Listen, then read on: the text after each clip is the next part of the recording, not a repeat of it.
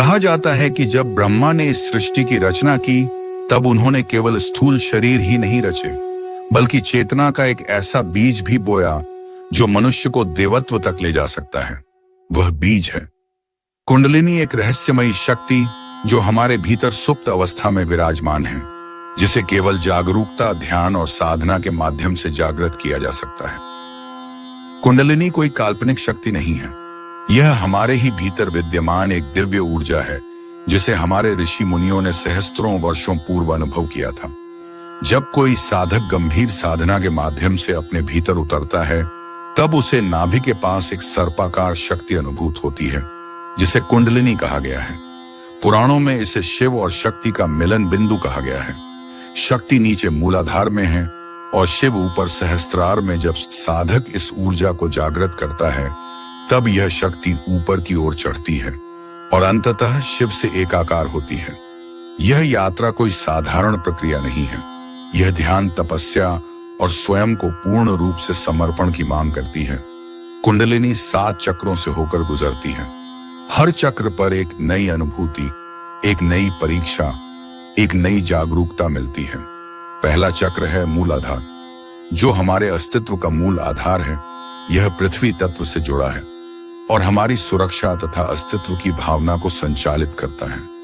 इसके जागरण से जीवन में स्थिरता आती है।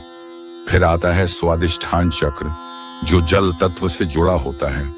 यह हमारी भावनाओं, रचनात्मकता और यौन ऊर्जा का केंद्र है। इसके संतुलन से व्यक्ति भावनात्मक रूप से संतुलित होता है।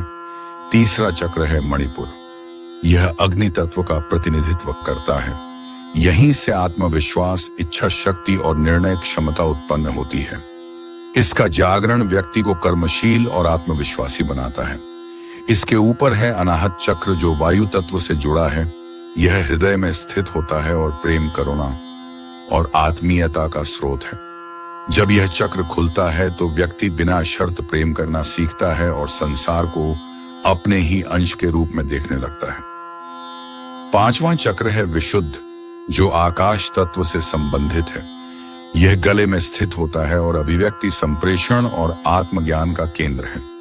इसके जागरण से व्यक्ति सच्चाई और उच्च विचारों की अभिव्यक्ति करने लगता है।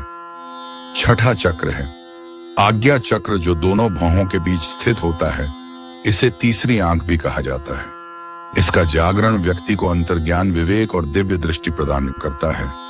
अंत में आता है सहस्त्रार चक्र, जो सिर के शीर्ष पर स्थित होता है। यह परम चेतना से एकाकार होने का केंद्र है। इसके खुलते ही साधक को आत्मबोध होता है और वह जीवन और मृत्यु के पार पहुंच जाता है। कुंडलिनी का जागरण कोई मनोवैज्ञानिक या शारीरिक प्रक्रिया मात्र नहीं है।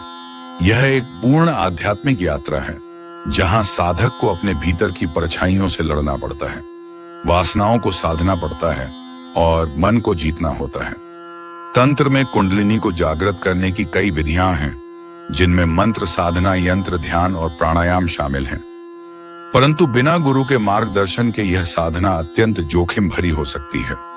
गुरु न केवल राह दिखाता है, बल्कि जब साधक संकट में होता है तो उसे संभालता भी है। पुराणों में कथा आती है कि जब पराशर ऋषि ध्यान मग्न होकर बैठे थे, तो उन्हें मूलाधार में एक गर्म लपट सी महसूस हुई। उन्होंने देखा कि एक अग्नि की रेखा ऊपर चढ़ती जा रही है और हर चक्र को स्पर्श करते हुए अंत में सहस्त्रार तक पहुंच गई। उस क्षण उन्हें ब्रह्म का साक्षात्कार हुआ। वे रो पड़े और बोले कि आज मैं जान पाया कि आत्मा क्या है। कुंडलिनी का अर्थ है सोई हुई चेतना को जगा देना। यह वह शक्ति है जो मनुष्य को पशुता से देवत्व की ओर ले जाती है, लेकिन यह प्रक्रिया उतनी ही जोखिम भरी है जितनी एक अग्नि से खेलना। इसलिए इसे साधने से पहले मानसिक और शारीरिक रूप से तैयार होना पड़ता है। आधुनिक विज्ञान भी अब इस ऊर्जा की संभावना को नकार नहीं पा रहा है। न्यूरोसाइंस और क्वांटम फिजिक्स में हुए कुछ प्रयोग बताते हैं कि ध्यान और ऊर्जा की दिशा बदलने से मस्तिष्क की तरंगों और न्यूरॉन्स में व्यापक परिवर्तन संभव है। कुछ वैज्ञानिकों ने इसे ब्रेन वेव एक्टिवेशन और हार्ट कोहेरेंस से जोड़ा है। यही कारण है कि योग और ध्यान को अब विश्व भर में मानसिक शांति और स्वास्थ्य के लिए अपनाया जा रहा है। लेकिन हमारे ऋषि मुनियों ने इसे केवल स्वास्थ्य नहीं, आत्मबोध का माध्यम माना है। यदि मनुष्य अपने भीतर की कुंडलिनी को जागृत कर सके तो वह न केवल अपने जीवन को रूपांतरित कर सकता है बल्कि ब्रह्मांड से सीधा संबंध जोड़ सकता है। वह जान सकता है कि वह कौन है, कहां से आया है और उसका उद्देश्य क्या है। कुंडलिनी कोई रहस्य नहीं है, वह हमारी आत्मा का ही स्वरूप है, परंतु उसकी यात्रा धैर्य, साधना और संपूर्ण समर्पण की मांग करती है। यह वह पथ है जहां शरीर, मन और आत्मा तीनों का संतुलन आवश्यक है। देशभूमि के साथ जुड़िए, क्योंकि यही है अपनी जड़ों की पहचान, देशभूमि के साथ।